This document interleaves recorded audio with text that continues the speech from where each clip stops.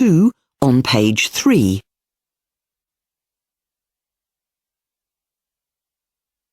Section 2. You will hear a talk about 2 new initiatives to encourage bicycle use in a city in Australia. First, you have some time to look at questions 11 to 15 on page 3.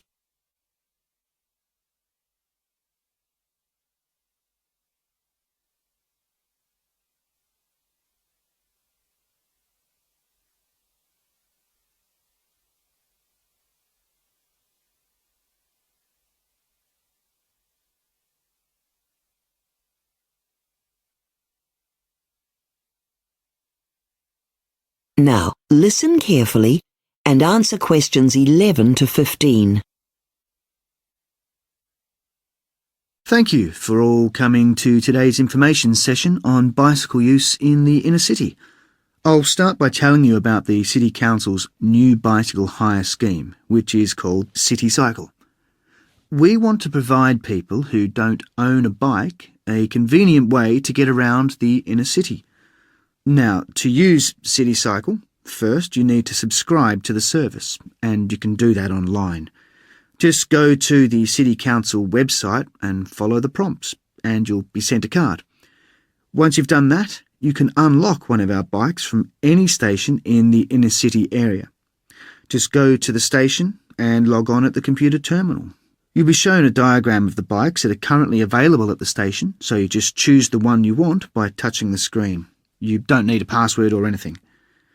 Once you've chosen your bike, you can then go to where the bikes are stored and push the release button. After you do that, you have about 10 seconds to take the bike out of the rack. You can now start your bike ride. Further down the track, we're thinking about adding lockers for bags if the scheme is popular. Oh, at this point, can I just clarify something that a few people have been asking, and that is, do I have to wear a helmet? Well, the answer is yes, you do. That's a requirement by law in this state, so don't forget to wear one at all times when riding. Now, at the end of your trip, just come back to one of the City Cycle stations and wheel the bike into the bike rack. It's important to make sure that the bike is properly secured, because you could be held liable if it goes missing. The green light on the rack will confirm that it has been locked into place. So, we hope that with such a simple scheme, we'll have many users.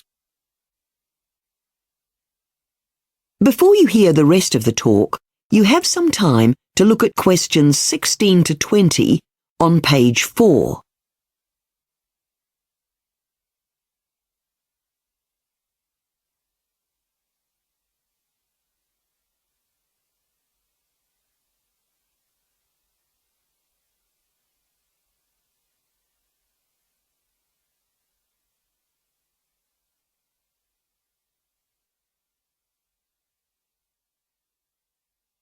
Now listen and answer questions 16 to 20.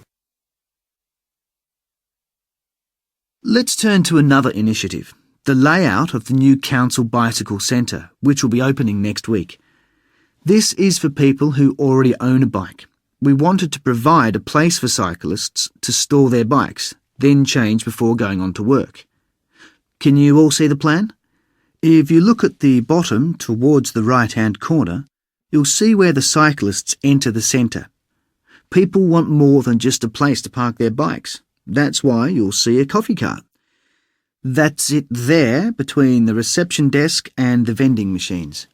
I'm sure it'll be very popular with commuters first thing in the morning. Now, of course, some of our cyclists have very expensive bikes, so we'll have a totally secure place for them to park. That's it in the top right-hand corner. Now, there's another special service for the cyclists that I'd like to show you. Look back at the entry on the map. Just to the left of reception, on the Donovan Street side of the building, you'll see quite a large room. That's the workshop, where cyclists will be able to leave their bikes for repairs while they are at work. We've put a lot of thought into the facilities of the centre. If you have any valuables with you, you can leave these in our lockers.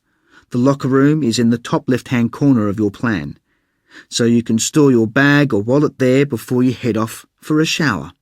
We've installed 10 state-of-the-art power showers, They are located in this room here, to the left of the hairdryers and just near the exit. There's also a water cooler available, so you can grab a drink and then pick up a towel next to the water cooler there. That is the end of section 2. You now have half a minute to check your answers.